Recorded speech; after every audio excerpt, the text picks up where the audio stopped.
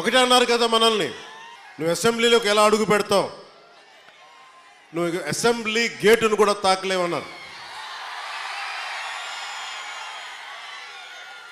నేను ఎంత సీరియస్గా తీసుకున్నానో నాకు తెలియదు, నేను విన్నా వదిలేశాను. కానీ మీరు ఇచ్చిన విజయం పిఠాపురంలో మీరు చాలా సీరియస్గా తీసుకున్నారు. మా వర్మ గారు చెప్పారు, గేటు నెట్టుకొని రావడం కాదు, బద్దలు కొట్టుకొని వస్తాడు పవన్ కళ్యాణ్.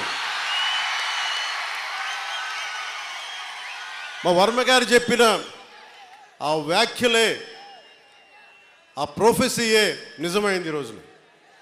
మరి నాకు ఇంత ఘన విజయం ఇచ్చిన మీకు నేను ఎంత రుణగ్రస్తుని. కన్నీరు తొడవలేని అధికారం ఎందుకు, నేను ఎప్పుడు చెప్తా ఉన్నా. నేను మీకు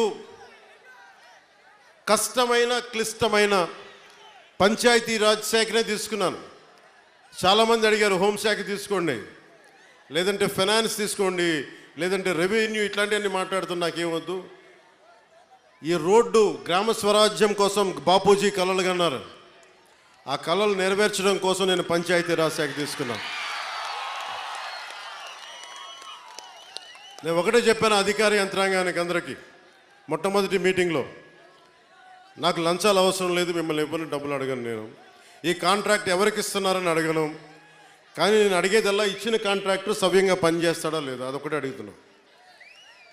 అలాగే ముందస్తుగా చెప్పిన మీటింగ్లో, రివ్యూ మీటింగ్లో ఒకటే అడిగా, నేను ఇప్పుడు దాకా నా జీవితంలో నేను సంపాదించిన డబ్బు అకౌంట్లో కూడా ఎప్పుడు చూడడం. ఖర్చు అయితే ఖర్చు అయింది, ట్యాక్స్ వచ్చే డబ్బులు వచ్చినాయి, ట్యాక్స్ కట్టే ఇంతే పెట్టుకున్నా. కానీ ప్రజల డబ్బు వచ్చేటప్పటికి, మీ డబ్బు అనేటప్పటికీ ఎంత ఒళ్ళు ఉంచి పనిచేశానంటే, ఎంత ఒళ్ళు ఉంచి పనిచేస్తున్నాను. ప్రతి రూపాయికి లెక్క అడుగుతున్నా, ప్రతి రూపాయికి. మీ కష్టం అది, మీ స్వార్జితం. తాజ్మహల్ కట్టి నిర్మాణానికి రాళ్ళెత్తిన కూలీలు ఎవరంటారు?